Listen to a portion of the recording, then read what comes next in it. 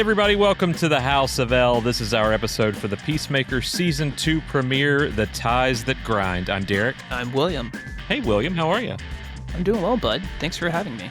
I'm excited to be talking Peacemaker with you this season. We're going to be covering each episode, and since we did get to see them fairly well in advance, the first few, it seemed like a no-brainer to be able to talk about this because of how intertwined the DCU is now, which is not something we've gotten accustomed to over the past decade plus in our fandom. It's I'm sure we will have more to talk about as it relates to the DCU portion of it, given the opening of this episode. But yeah, it's cool. I was a little surprised to see, I think, how interconnected this first episode ended up being to Superman in a lot of ways. And I think you've seen a little more than I have. I intentionally want to try to get to a point where I'm not watching too far ahead, so I'm not burdened with knowledge when we're talking about this. It's a good rule. Shout out to, I have an editor who, when I was recapping Industry last year, he told me, he's like, you can't, I watched the whole season before I recapped the show for him, and he said, "Okay, well, for season 4, you can't do that again. You have to do an episode by episode recap and be on the same level in understanding as everybody else, so you're not teasing too far ahead." So I'm trying to follow his words and stick to it for the purposes of this, not too far ahead. But it will be nice. We will be at a point where we're kind of all caught up with the audience because Gunn has said that he is not sending out episodes 6, 7, and 8 to critics ahead of time because he wants the surprises in those episodes to be unspoiled, and went so far as to say that episodes 6 and 8 were among some of his favorite things that he's done, that he's ever did. Yeah, I think he told Brandon Davis of I guess Brandon's on his own now at this point, but Phase Hero, Phase Hero, that he was doing this. So I'm excited to see what that means, given everything we've already seen in the DCU, I think has been pretty strong. So to know that this is some of Gunn's favorite work ever, including his Guardians work, I'm very, very interested to see. Although I think we might get some teases in the context of this episode as to what some of those could potentially be. Absolutely. We're going to save the previously in the DCU, not on the DC, but previously in the DCU talk for the end of the episode. But I'm really, in watching, and I haven't watched too far ahead. I've seen the first 2. It's good in some instances, like when Robin and Frank and I were doing Krypton. That whole season, the second season specifically, we got all that up front. Mm-hmm. Except for I think maybe the finale, and then I think we got the finale a couple of days, which ended up being the series finale, a couple of days before it was over, and then Superman and Lois, the final season, got several of the actually the whole season of that too. So I'm with you there because I feel like whatever we say here, I don't want it to impact the discussions we have for the audience that haven't gotten to see in advance and are wanting to watch week to week. One thing I was just really shocked by in watching this is how quickly we just kind of get back into the groove of things because it didn't clock to me that it's been 3 years, and I don't know why, but it's a weird feeling, and I'm like, oh, it's been a while since this happened. Yeah, it's funny you bring that up. By the time this episode is live, I will have done 2 pieces for GQ around Peacemaker, one of which is a previously on, because that was one of the things in speaking with my editor is I realized it had been 3 years. It does not feel that way for a myriad of different reasons, right? But I think it felt like it really had not been that long really at all. And so to have it be such a substantial period and then, also have it, but all that to say, he was like, I think we need a refresher on where we are and what kind of matters to this because it has been such a long time. And that first season is so, I think, relatively self-contained with the exception of the events of obviously the Suicide Squad really informed the show, the first season in a lot of ways. But you could also jump in with season 1 of Peacemaker and I think have a fully complete experience. And I think Gunn is trying to approached season 2 in a very similar way. So with that being said, how did that feel to you kind of coming back into this world again after such a long time away? Did you feel like we kind of picked right back up, or was there a little bit of a learning curve remembering what had happened in the I'm absent years? I'm still, and I like the way John Cena at the premiere the other night said we're in the golden halo of Superman right now. So I'm Mhm. still very much in that camp right now because you know me, I'm a Sure. Superman guy, and I'm still You're a wanting to. Superman guy? I don't know if you know that or not, I but don't think I don't think I knew that. I've seen the movie once or twice.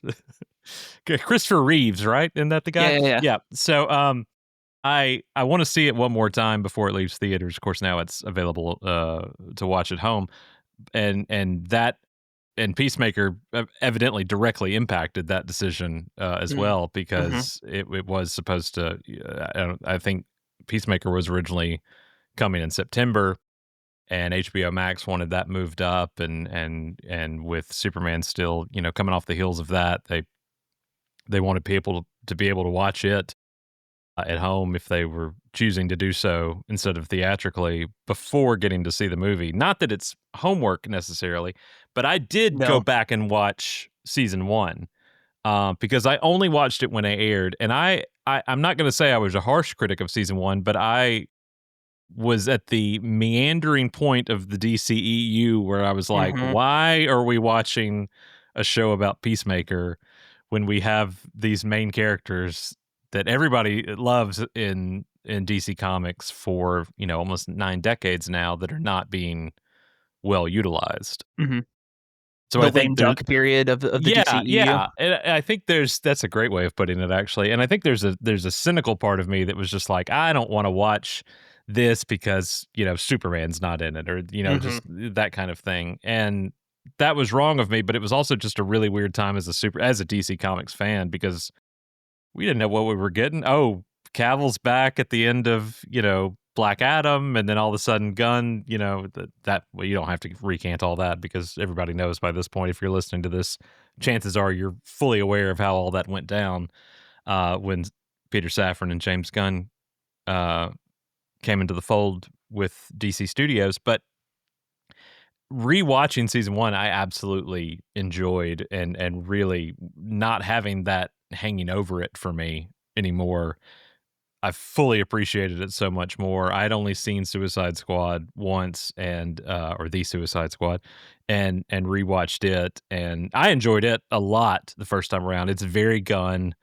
It had his trademark all over it and so I enjoyed watching it again. I actually held off watching it again until I watched season 1 of Peacemaker all the way through, and I killed that in 2 nights. So, and I think getting to watch it 3 years later made me appreciate it all the Mm. more. Mhm. But I think the interconnectivity of what's coming and now having Superman, really kickstart this thing for us. It's funny because as comics fans, we're used to this kind of thing, right? Oh, Yeah. we're gonna retcon, we're gonna reboot, but we're gonna hold over the things we like.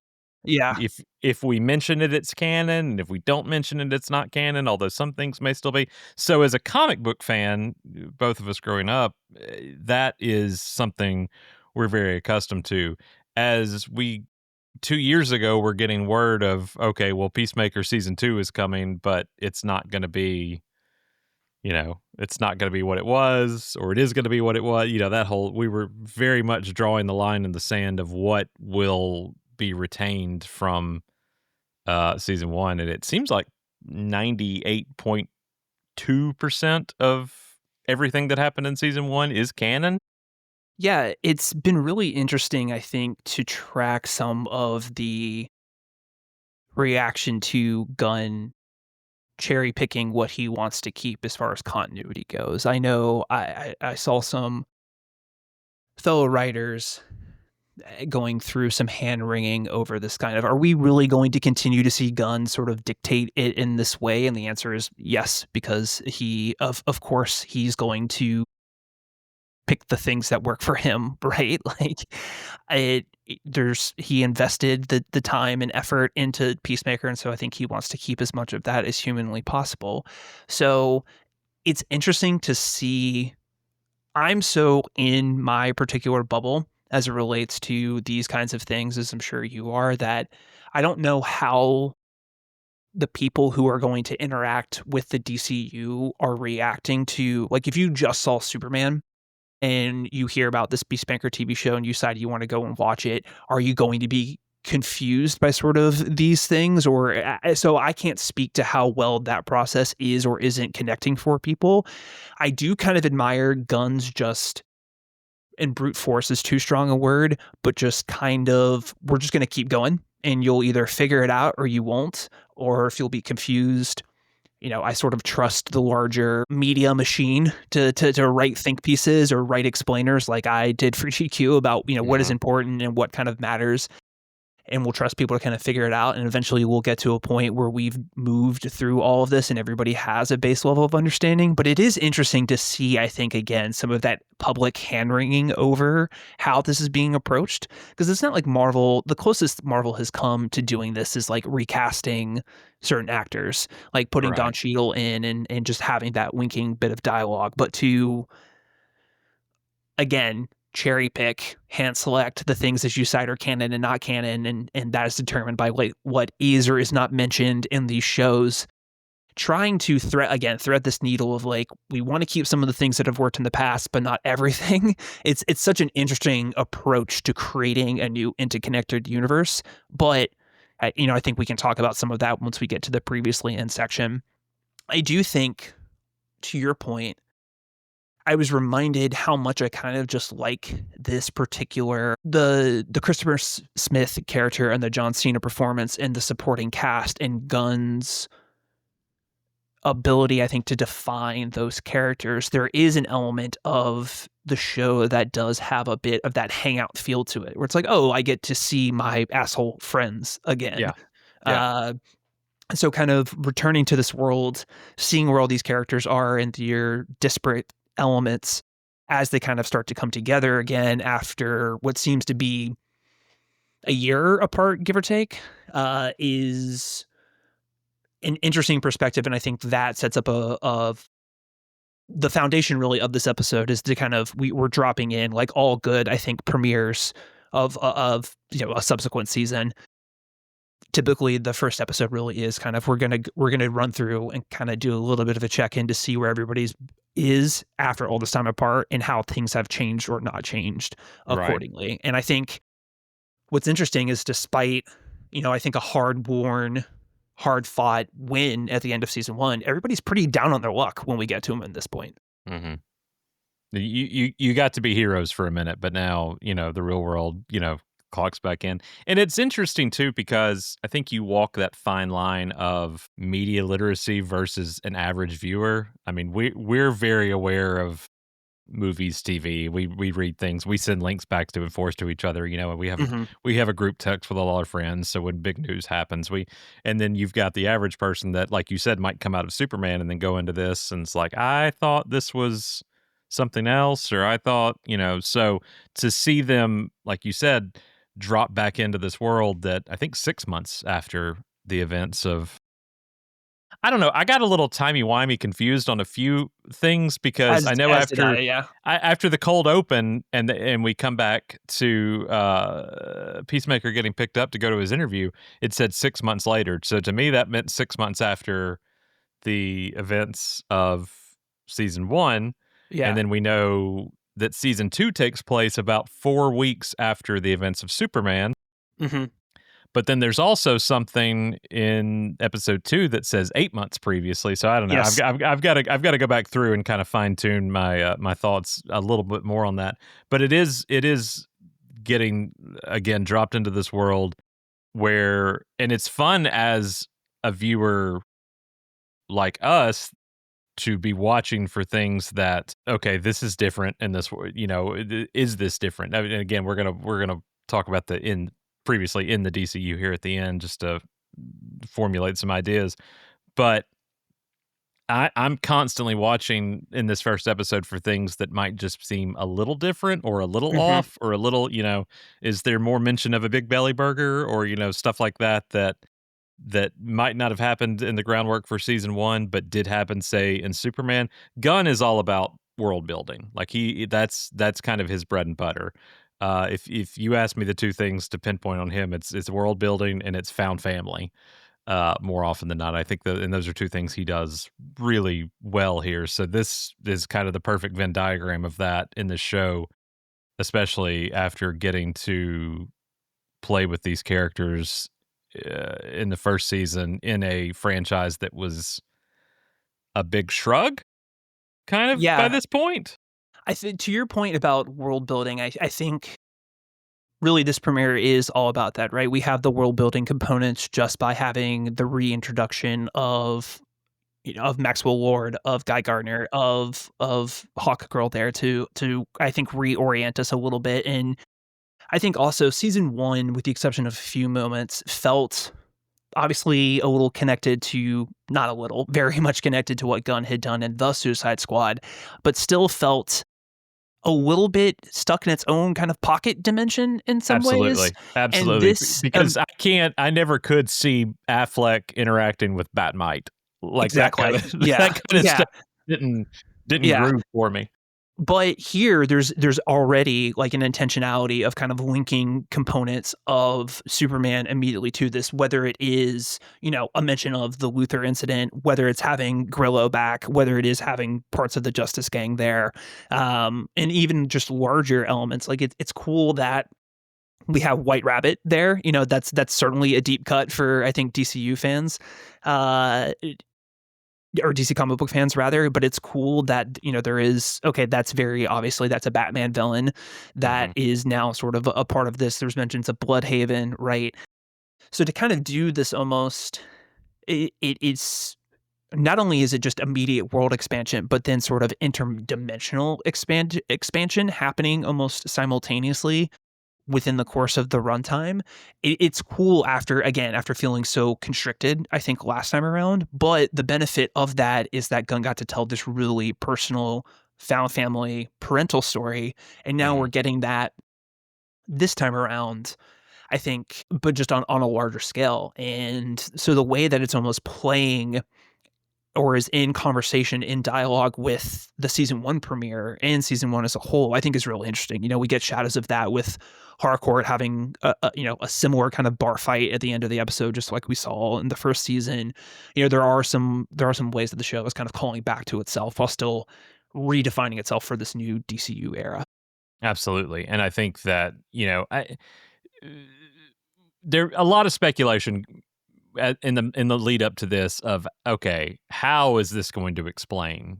Because I think everybody wanted a little hand holding moment where it was like the wink and the nudge, where it's like, okay, well, this is how this differentiates from what you saw previously. Yes, he's still John Cena's still Peacemaker. Yes, the Harcourt's everybody's still there, but it's just a little bit different. But it's really not, other than just the kind of throwaway, not even throwaway. It is world building, but the references that are more purposeful than the ones Mhm. were in season one. Whereas season one Intentional. stuff were yeah, intentional, I guess would be, yeah. Whereas season one, it was like, oh, we can reference this because what does it matter at this point?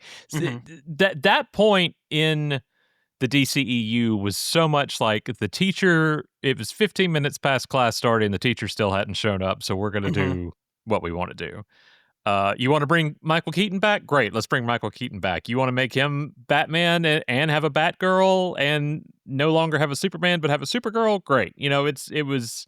We were throwing stuff at the wall to make sure what worked. And clearly, between the coupling of the Suicide Squad and Peacemaker season one, I think everybody saw the promise of what Gunn could bring to a larger world that wasn't tied to what had come before. And that is one of the great things about comics, because you can go, okay, well, it's the new 52, we're retconning, but this still happened and this still Yeah. happened. So that kind of stuff. But as everybody was kind of wondering how all this was going to play out, and I think even at one point Gunn was like, "Oh, we'll explain it in the first few minutes," and Hmm. kind of does in a way. But as marketing started to roll out, there was this talk in trailers and TV spots of quote unquote, there's another world. Mhm. And so then it was like, oh, we did have that the quantum gateway that Chris's dad had there in the first season. So is that going to be our bridge? Is the DCEU one of these doors, and we go into a new one? And that's not what's happening here relatively, but at the same time, I feel like this is I love how much that I think this show is Gunn's baby, like, more so than Superman was, because I really For get sure.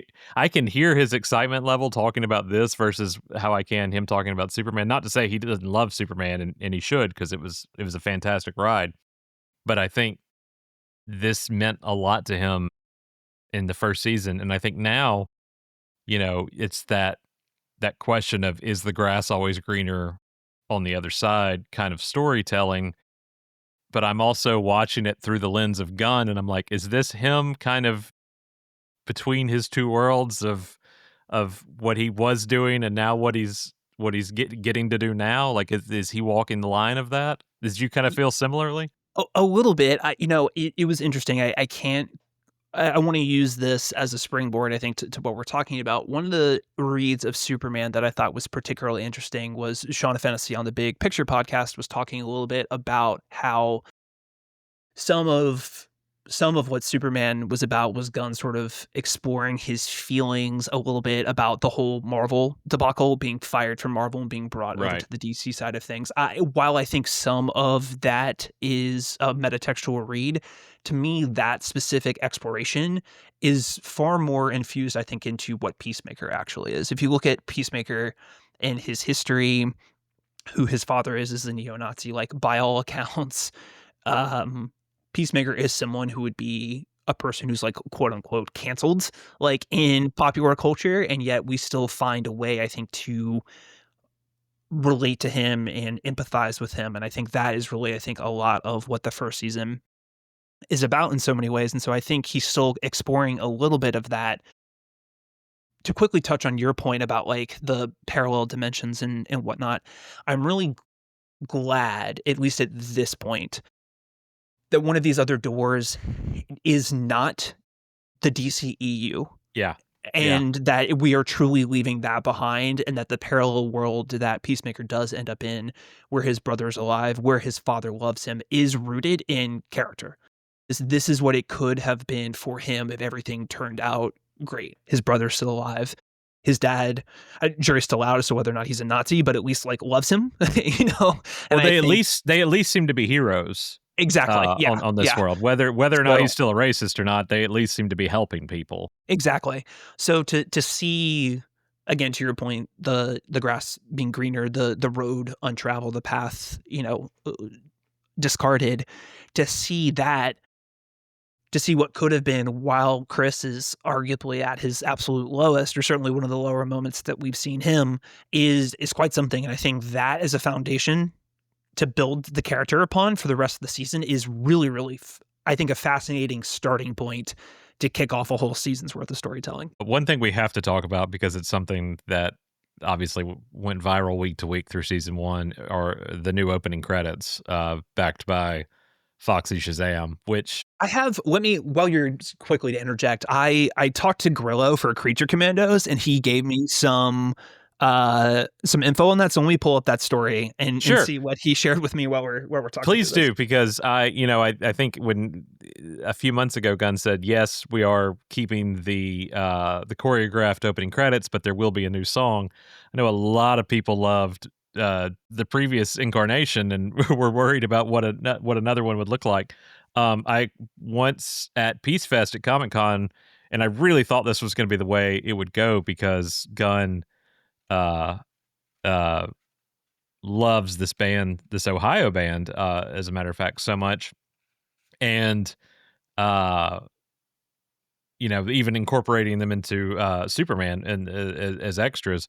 So I really kind of called that it was going to be a Foxy Shazam song. It's a fantastic Foxy Shazam song. Oh Lord. And but I was a little worried about missing out on the fun of the season one credits. And we I didn't miss it at all. We went right back into it here, and it felt even more magical this time around.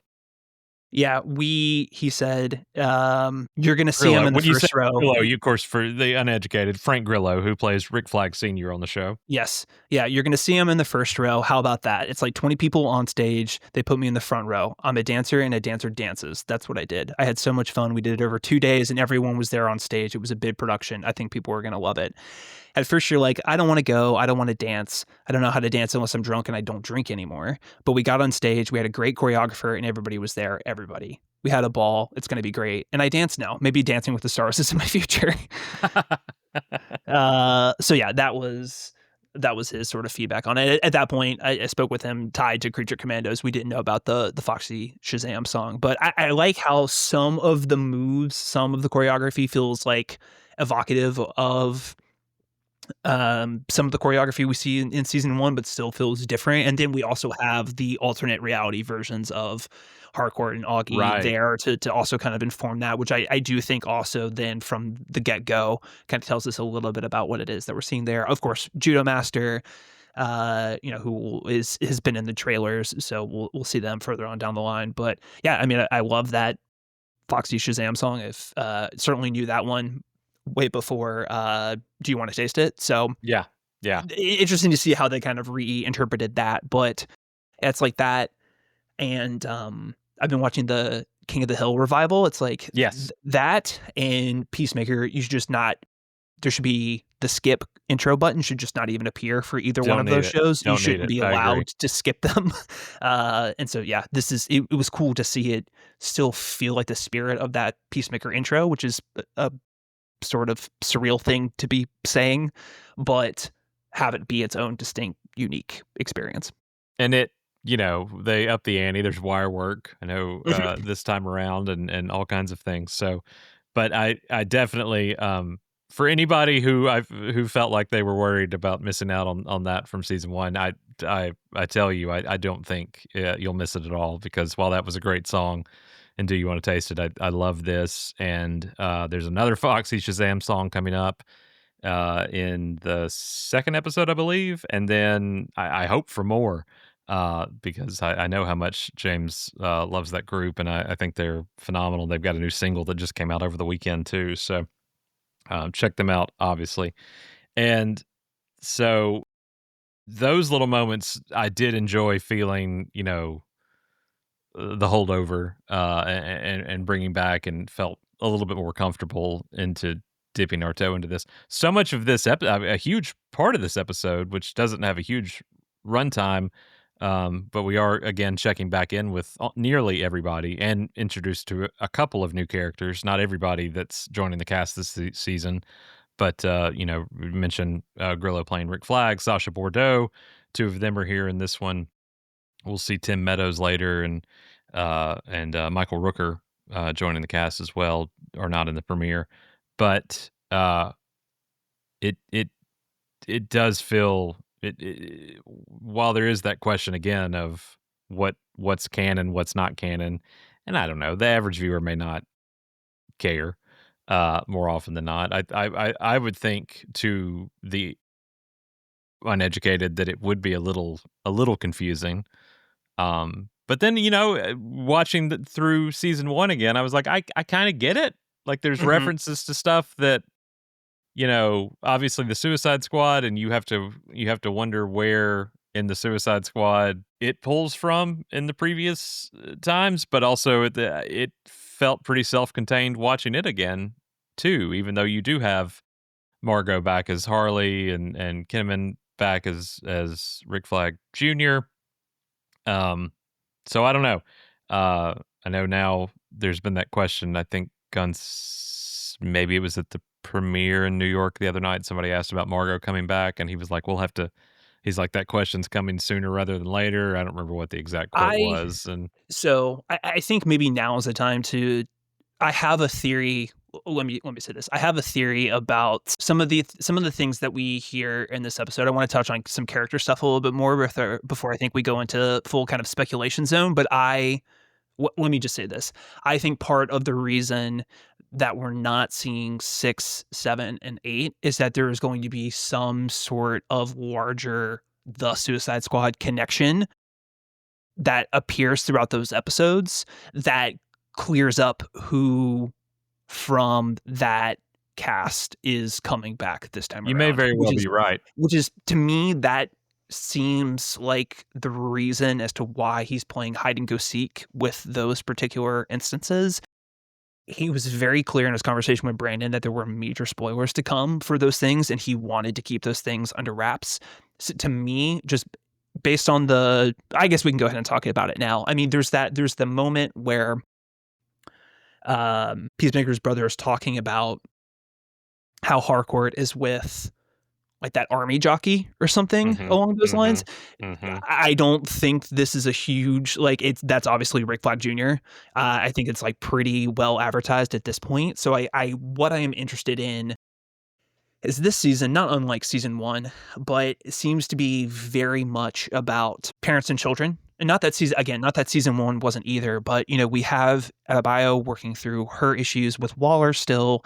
We have Rick Flag Sr. working through his issues about Junior not being there. And then obviously Chris working through his issues about his father and his brother.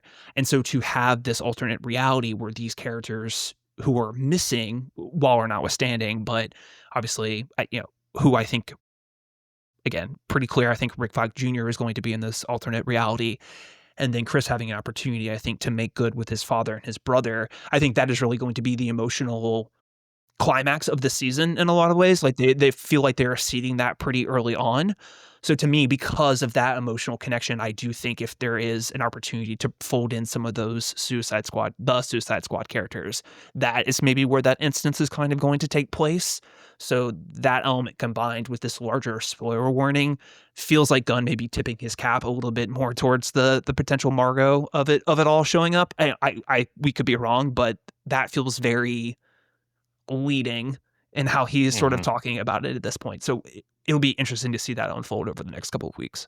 I had the exact same reaction, and we haven't talked about. That's one thing I'm enjoying about doing this with you is we didn't talk about the show before we got on Yeah. mic, about what we watch, but that reference that David Denman's character, Chris's brother, Keith, who gets to live in this world, obviously, Quick because tangent. he didn't die.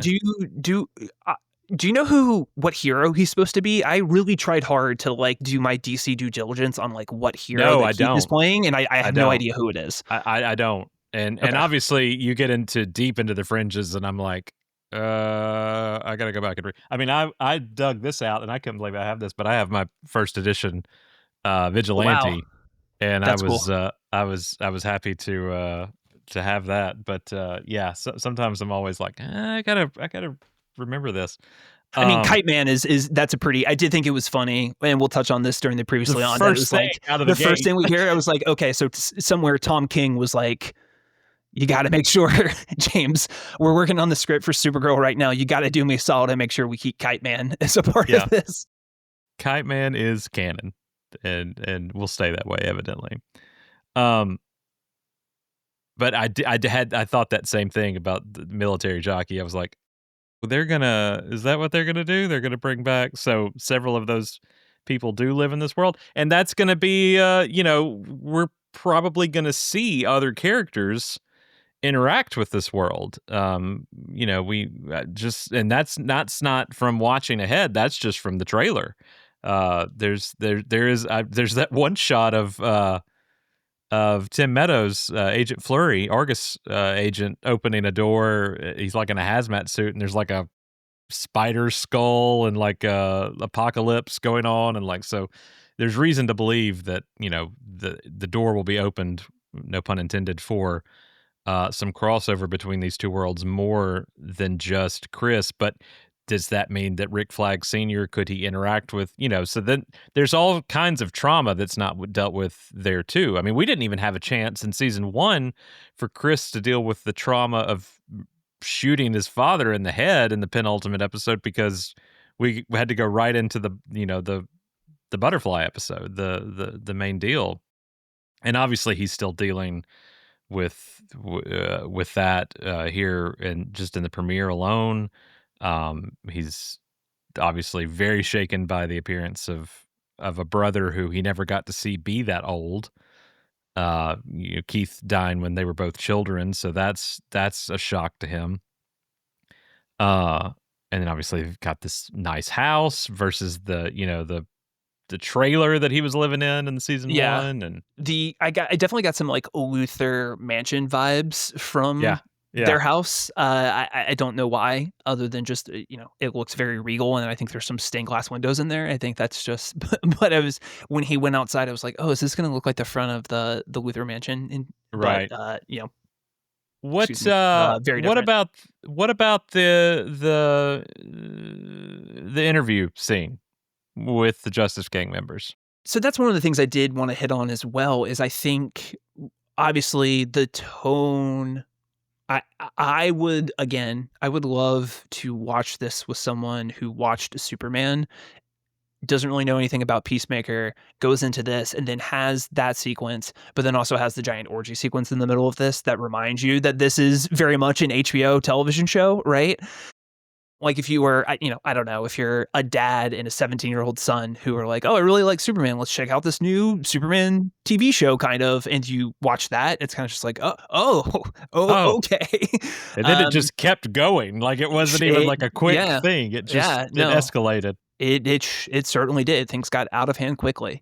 It I it is interesting to see how Gunn, I think, is going to continue to play with the tone of these different characters as they appear in all these different disparate parts of the universe, right? I know one Yeah, of the things I was really interested to hear, this instance does not feel too far afield from what we already saw the Justice Gang in, right? Like, there's, Guy rings very true to as Guy to me. Isabella's lines as Hawk Girl are still very similar. I do think she's maybe a little bit more kind of broy than maybe she would come across brash. in Superman. Yeah, Yeah, a little bit yeah, more. yeah.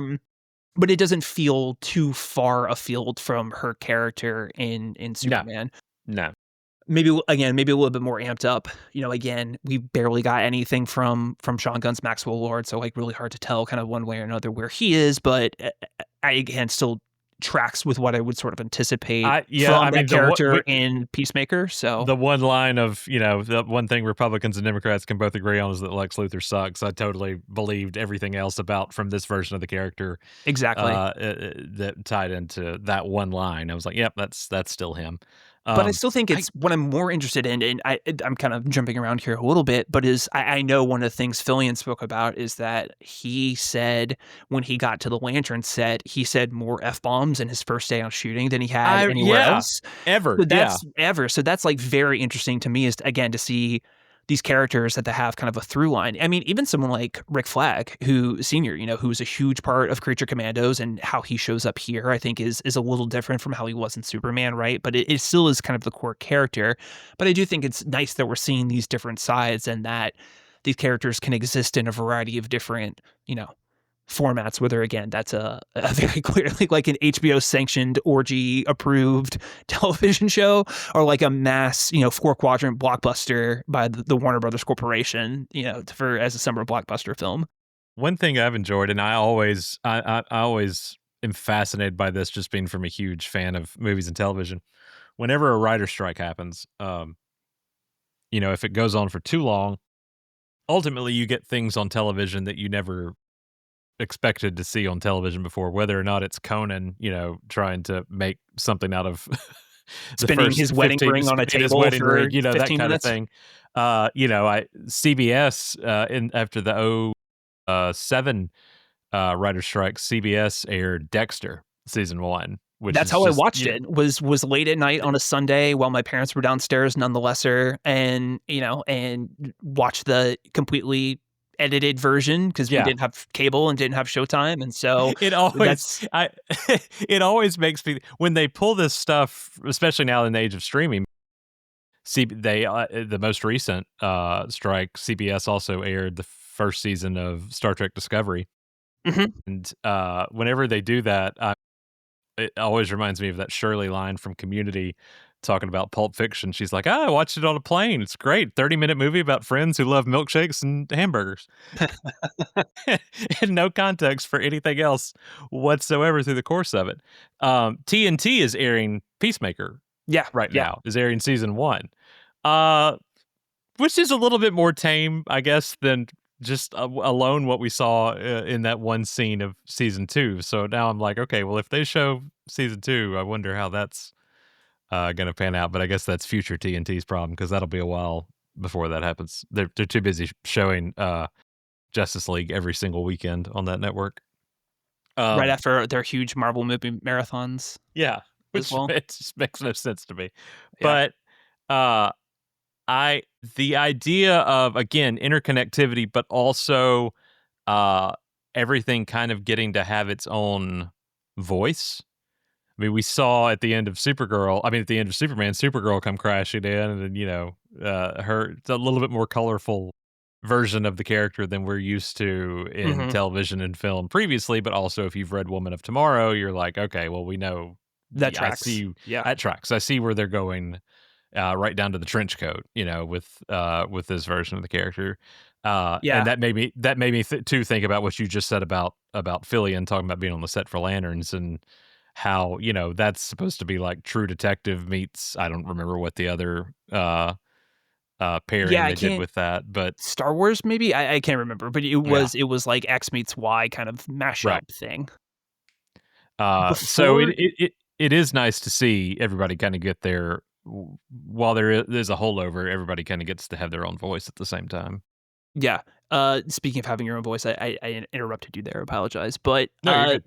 speaking before we get to Supergirl, I is part of the previous line, I do wanna say, do you think that the episode did a good job of kind of balancing, checking in with each kind of the characters? I Yeah, do I think was I was worried it was now I interrupted you, but I I thought it was gonna be a little heavy-handed on the, "Here's what you saw before, and the here's table what." setting. Yeah, I yes, that perfect way of putting it. I was almost a little concerned too when I saw the runtime of the first episode, and I was like, "Are we gonna how far are we gonna get into this?" And then I was expecting them to say, "Well, the first 2 episodes are gonna drop," and they only said the first one was gonna drop. So, uh, I I thought, and now, of course, it has. We'll be posting these as the episodes air. Um, so to kind of just get thrust back into it and see that, the time lapse, but we got to check in on just about everybody, right? For the most part.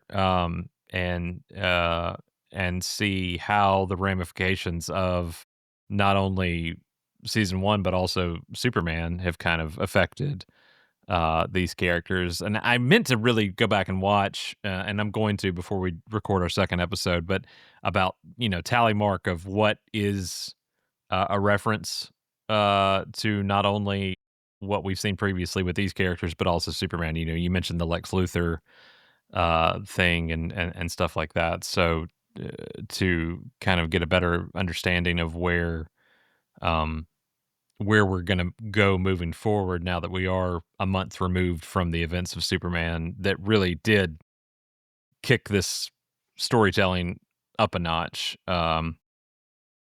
with how, I hate to say interconnected again, but for lack of a better term, just how much we are going to be weaving in and out of these pre-established characters that did exist prior to Superman, but are now part of the greater sum at the same time.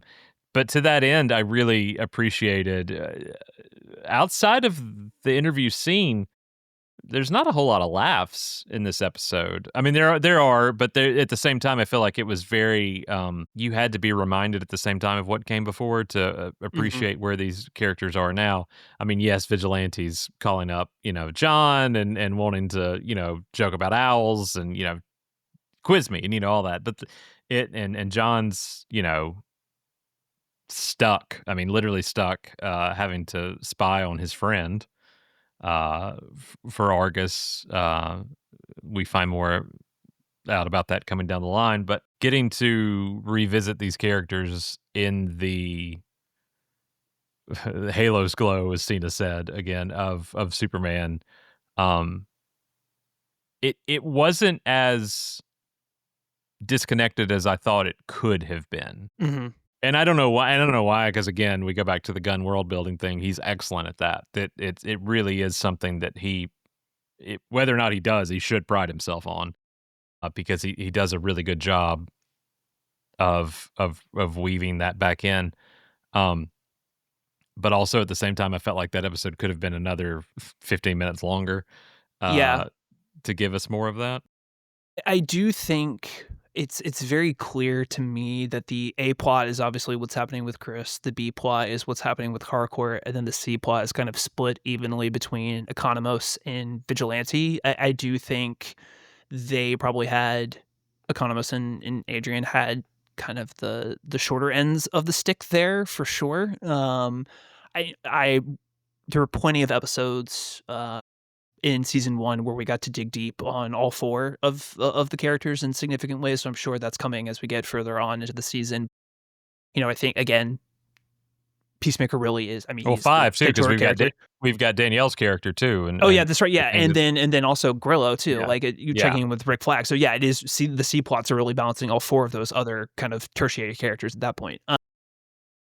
So I think it's hard to go through and feel like you're going to service everyone like 110%. And to your point, I felt like we could have gotten another 15 minutes, but I do think we'll get more of that as it continues. But again, as a table setting episode, I think this was like, exceptionally well done. And the other thing I really like about it is um it's pretty dour. Like it's pretty down. The whole "I don't want to be a joke anymore" line from Chris, I thought was like very emotionally affecting. I think what Harcourt's going through is like everybody's in a really tough place, and so I think it's going to be interesting to see them battle back from that. Just quickly on your point about kind of where we are tracking things post Superman. One of the other things I did write down in my notes was the specific mention from the cable newscaster who's it's not Michael Ian Black, but the other guy from uh that sketch troupe. I can't remember right now. Who was talking to Peacemaker and Superman. That's Michael Ian He Black. is it? Okay. I thought it Yeah, was yeah, yeah, yeah, yeah, yeah. yeah, okay. I was getting Michael Showalter and Michael Ian Black confused for a second. Yes, yeah, exactly. He does mention that there was a third metahuman escape from either Belle Reve or Arkham in the past 2 months. So, we know that Luther, while not a metahuman, is in Belle Reve. So, who's to say that he's not a part of that as well? But that was the only other kind of larger connective tissue thing I noticed as it, particularly related to Superman, outside of, the Luther incident, right? So the mention of Belle Reve, just because we know that Luther is there, that feels a little pointed in that way. Also nice to hear Arkham. I know Creature Commandos establishes Arkham in a pretty, or not Arkham, but Gotham in a pretty significant way. Mhm. We have the whole moment with Dr. Phosphorus where he gets captured by Batman in Gotham.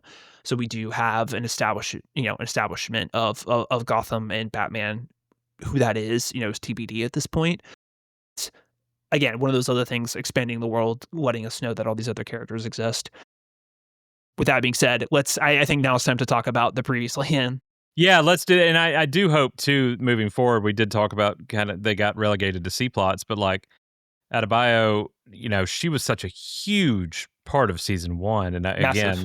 again, talking about, going off on her own, starting her own, uh, agency kinda this season to break off apart from her mother, but I hope we do kinda see the ramifications more of obviously, we've seen how that's affected her marriage, in this season, and I hope, I did felt like she got shortchanged just a little bit here in the premiere, but it's also hard to come back 3 years later with a wide-ranging cast and also have to kind of fill in gaps from what came before, but also things that didn't exist before, but also did exist before. Like it's a thankless job in some ways. It's doing a lot of heavy lifting, and I think that's one of the things I've realized the more that we talk through it, just how much is happening in this, and I think some of that, without tipping it too much, informs my opinion on the second episode a little bit, but I think part and parcel too, because I watched those back to back. it's dense. It's very, very dense. There's a lot going on. I think people there's no shortage of there in this one at all. It's meaty and there's a lot to dig into, and while also I think again establishing like really fun and compelling narrative stakes for everyone moving forward. Yeah, absolutely. Let's talk about previously in the DCU because I will say that got a huge.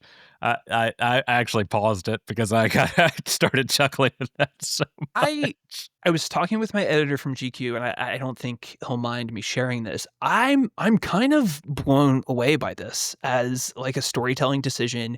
I don't think I have seen a retcon in a montage before.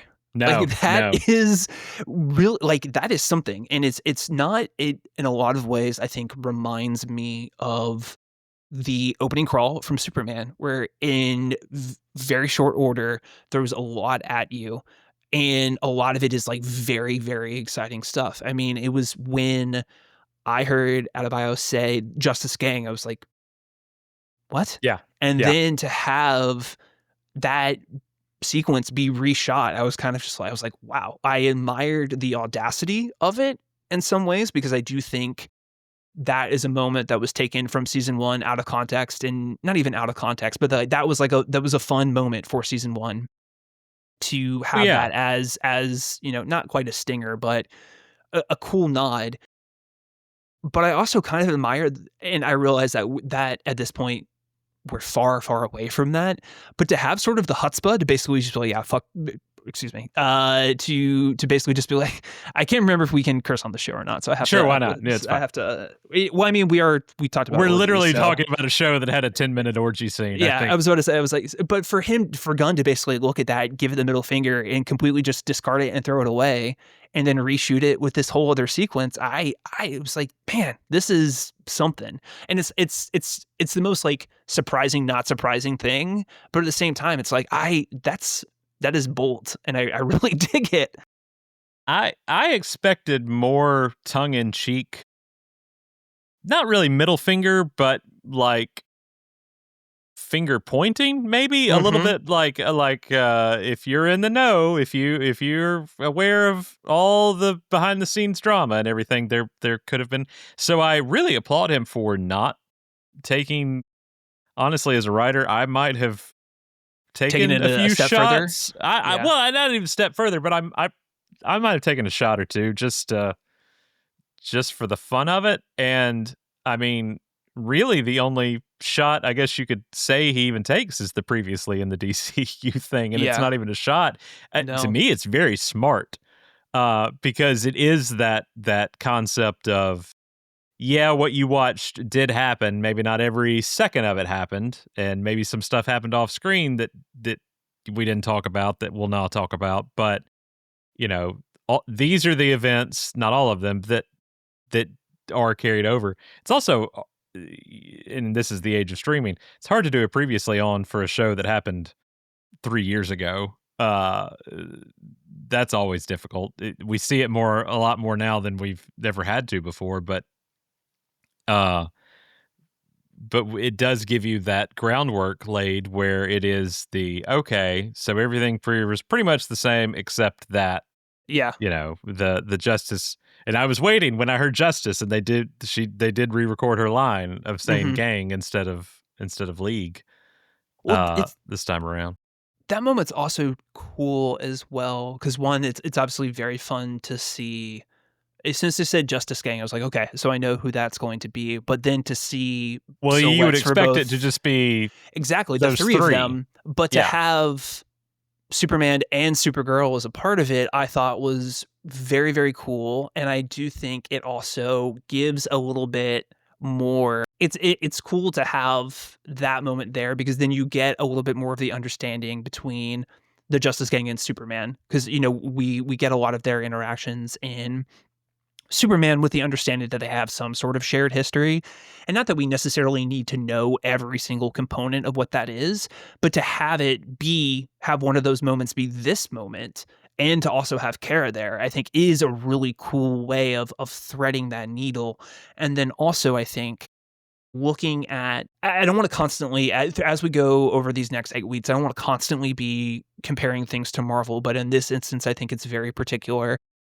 I think there has been a lot of frustration on the Marvel side of things about all these post-credit stingers and a lot of them not really adding up to very much. It is very nice that every single superhero that we have seen so far in the DCU is now represented in that Justice Gang stinger. And that it is like we are seeing, it's like, no, we may have seen Kara for 3 seconds, but we know she's important because she has her own movie coming out, and we're going Mhm. to continue to reiterate that by having her show up for this thing that is the next phase of what, the next instance of our world, which happens to be around Peacemaker, but she's a critical component of that, even if we don't know a ton about her yet. So to have all of that, I don't know, this sounds very corporatized, but like integration from the outset just is, it's very refreshing to know that there feels like everything is so well considered, even in something that is like a bit, could be perceived as like a bit of a throwaway gag in its Sure. retconning nature. I just, I it's very intentional. I I'm a bad fan because I watched it. I was very into it because I was like, okay, how are they going to do this? I see the silhouettes. I see Terrific in his chair. I see guys Mhm. standing there. I see Hawk Girl's wings, and I kept going. And like 2 minutes later, I was like, wait a minute, there was a fifth person there. I was counting in my head, and I didn't even clock Supergirl. I really didn't the first time around. I guess because I saw Superman, and I was like, Superman. Um, and so I rewound back, and I was like, oh my god, that opens up 12 more questions for me than I Exactly. had before of how these characters interact and what has transpired over the course of the last 6 months and prior. Yeah. I love that opening crawl of Superman. It's very Grant Morrison, it's very Alan Moore, like, there's just some stuff about it that feels so definitive, but also, again, term that's probably gonna, I guess we'll have to drink or ring a bell every time, but the world building of it all, um, I appreciate on such, not just as a Superman fan, as a comic book fan, but as a writer too. Appreciate how well they can tie all that in. So I was very surprised to see her. I'm so excited for that movie. Mhm. Honestly, as much as I am, as I was for Superman, because I love that character so much, and she's not been well utilized. Um, I do wish, there was a female director helming that movie. yes, I yes, run hot and cold on Craig Gillespie in particular. I'm glad that there's a female writer on it, but, Anna Sente, I think, wrote it, but I would have just really appreciated a female yeah. director on that I'm movie, with you there. and not that they were gonna get, Greta Gerwig to do a Supergirl movie, Right, right? But right. like, it would have been nice. So I'm hopeful that that will shift more in the future. But I'm all in on the Millie casting. I will, she was an immediate highlight of House of the Dragon for me, and so I'm with you there. I think she's just like an exceptional performer, and I think even just in the brief glimpse that we got from her and Superman, I think she'll be great. But it's cool that again she is so deliberately a part of this, and it just makes me excited that when we get hopefully more of a Justice Gang Yeah, interaction, we'll hear more tales of Kara's involvement in things and the attitude that she's brought to it. yeah. And so all along it's been, and again, we find out about these last 3 episodes that we're not gonna get to see in advance, which is, yeah, I'm fine watching them along with everybody else. I love getting to do that too. But speculation. Okay, is Superman going to show up? I kind of always thought Lex would show up somehow. I Mm, thought that would be that Holt would be the cameo. Now my if it were me, the cameos would be, somehow the Daily Planet staff, because I feel like that really should be the connective tissue of the DCU is the Daily Planet, mhm, because that so much of what happens in these stories is newsworthy, and you've got the greatest, not only the greatest newspaper in the world, but also the greatest reporter in the world at your disposal there. So, I thought, okay, well, if we see Rachel again, or if we see Skylar, now we know that Skylar's probably getting his own show, yeah. possibly with the Jimmy Olsen series, which I just fantastic. I'm so happy for that. If I think it's that's gonna be anywhere great. half as good, and I haven't finished the full thing, but if it's even Oh, a his tenth as good fractions. as Fractions Run, it'll It's be an great. absolute smash hit. Like, Well, and the idea of of it almost being like an unsolved mysteries kind of show with him introducing, weird things. Darkseid came from a Jimmy Olsen comic. yeah, That was the yeah. first appearance of Darkseid, so it would be hilarious to me if that's how Darkseid was introduced to this world. Talking about, characters who could show up, talking about the Suicide Squad and how bye, see you later. I You're have going. I have this camera that's on a gimbal, and I just, like, nodded my head, and it just started going up. So, For listeners, this will oh, be the so Goodman just fun to floated see. Oh, away. this is gonna start spinning. Hold on, I'll have to try. That's fine. I'll keep talking. But it is that question of, okay, well, who could they pull in? I never really even considered Supergirl being on the plate No, as a not at possibility. all either, 'cause it's one of those things. I know that in Creature Commandos, they showed Wonder Woman, so I just half Right, anticipated right. it to just be Wonder Woman again this time around, which is why I think Kara's actual placement was where they had the Wonder Woman silhouette as well, so I kinda just anticipated it to be that, but same thing, I paused my screener and I was like, "Wait, is that actually?" And then I got very excited about the possibilities of that, so, yeah, it's really cool. Like, again, I think it's nice to have some deliberateness to show us there that, again, everybody we've seen so far has had a role and will continue to have a role in these things moving forward. It's a fun thing to do, and again, like, the retconning that's happening, I think is just I love that Gunn is just barreling through this and really is kind of just like, you're get on board or get lost, you know? Yeah. It's not Yeah. quite as, like, mean as I'm saying in that, but No, also no, not at it all. is just like we're moving forward.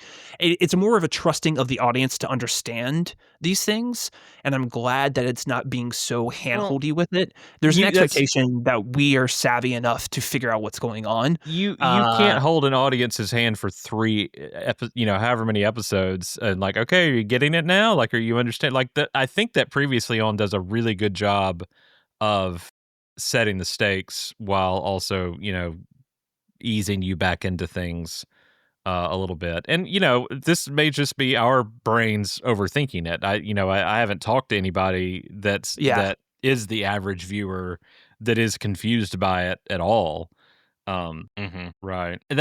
I agree because I would almost rather be a casual fan in some regards watching to be able to turn my brain off because once I saw the silhouette, I'm sitting there going, okay, well now why was there no mention of her with the Kryptonian thing? yeah. If Guy and Terrific and Hawk Girl know who she is, like it's so, I'm overthinking things that need not be overthought. But even Gunn has now said that Kara didn't know Clark's parents. Yeah, yeah. And so there's so many questions I have about that. And I know, now that the release is out, home video, it's 1993, that the digital release is out. You got your Laser Laserdisc discs. Yeah, version? right. It's right over here. I do have a laser disc player. I'm sure. Yeah. I'm sure you've seen now there's that screen grab from I assume one of the Luther Corp screens there at the end once uh right before Lex is being arrested after Crypto attacks him. And it says on the ticker that, Luther was behind the fake images of Superman's parents.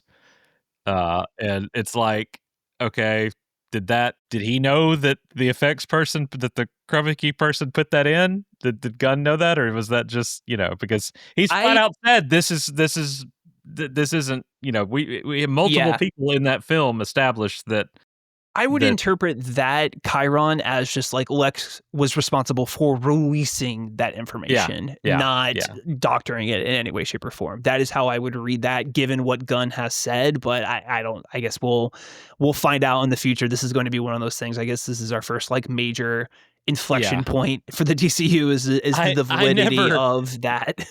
I never walked out of this isn't diving into Superman talk that we need not do because you and I have gotten or you listened to our previous episode, True Believers. But there uh I never walked out of that theater thinking, okay, well, this will get fixed down the line. Like this is something they're setting up. I was like, no, I wasn't a fan of it, but you know, 3 people confirmed through the dialogue of that movie that this is not, including Mr. Terrific, that this has not been faked. So, Yeah, yeah, you know, I don't even know uh, if James knew that was on the screen, you know, yeah, at that point in the film. So, and you couldn't. That's very much the thing you get when you get a 4K release at home, and you're able to go through every single you know frame and yeah, pick it yeah, apart and stuff like that. So, while while we do have a pre-established world here that we're kind of merging with another world, we've also got, you know, more questions and with the Supergirl of it all and more stuff like that and theoretically more characters we're going to see in the weeks to come on this show. So I'm excited to get to talk about it. I also just I liked the butterfly plot of season 1. Again, it was very much the Saturday school detention world of the DCEU by that point of what you know what story works for the story we're telling right now. hmm And while I liked that in season 1, I really do like where the direction of this one is going with the sandbox of DC Comics getting to play in and pull from. I mean, God knows what's behind all of those doors yeah, in the yeah. Quantum Closet. And then I think that'll be fun too. I don't know if I would go so far at this point as to say this is the DCU doing Crisis on Infinite Earths, Yeah, right? But yeah, I yeah, but yeah. it is cool to see them doing some light multiversal shenanigans in a way that is totally based in character. I think that's the biggest takeaway from this premiere is that the butterfly stuff is cool, and I'm sure again we know just from the trailers at some point our version of Chris is going to infiltrate and intermesh himself in this other reality in some more substantial capacity.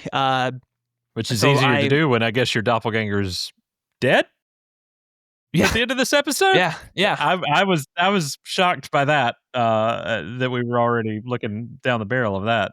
yeah. It And so how that I think again continues to reveal character about these folks and this larger again like familial aspect of things. I think that is a very very strong foundation upon which to build upon. And so that's also too it's one of those things you just want to continue to see in the progression of the series. Like you want to see a show continue to go deeper on character and get richer and mhm, more dynamic in that way, yeah. while also innovating and introducing a fun new plot. But to me, character always is what you really want to see first, and it's very loud and clear from the upfront. We're going deeper and wider on these characters. Yeah, absolutely. A lot more to talk about, several episodes to come this season. We'll be back each week for each one, and especially with these first 5. You can tune in as soon as you finish watching the episode at your leisure on HBO Max because we will be dropping these each Thursday with the release of season 2. You can find those by heading over to superhouseofl.com or anywhere you listen to podcasts. You just search the House of L and we will be there. We're on all social media, TikTok, Instagram, Threads, X/Twitter, Blue Sky, at Superhouse of L, and you can email us mail at superhouseofl.com. We would love to hear your theories about what is coming down the pipeline for this season because it does seem like that with this open world concept now of the DCU, there is a lot that can be brought in. Whereas I feel like season 1 was very much, oh, we can mention this character, or we can talk about Batmite, or we can do, you know, XYZ. We can actually show more than tell this time around, with especially with the showrunner of the series also being the co-chief of the of the studio that produces it. So we'll see what's coming. But excited to take this journey with you. Um, this is the first non-Superman show we've ever done through the House of L. We've of course covered Smallville and Superman Lois, Krypton, Supergirl. That's not true. We did the Flash, but obviously that was the Arrowverse being part of a greater sum. But I'm excited to do this. So if you're listening to us the first time, welcome. We've been here 20 years. I don't know if we'll be here 20 more, but Absolutely. we're at least going to be here through season 2 of Peacemaker. So tune in and watch with William and I. Excited to have you. Excited to be doing this with you, sir. Same, man. Yeah, I'm just the Harcourt to your Chris, bud.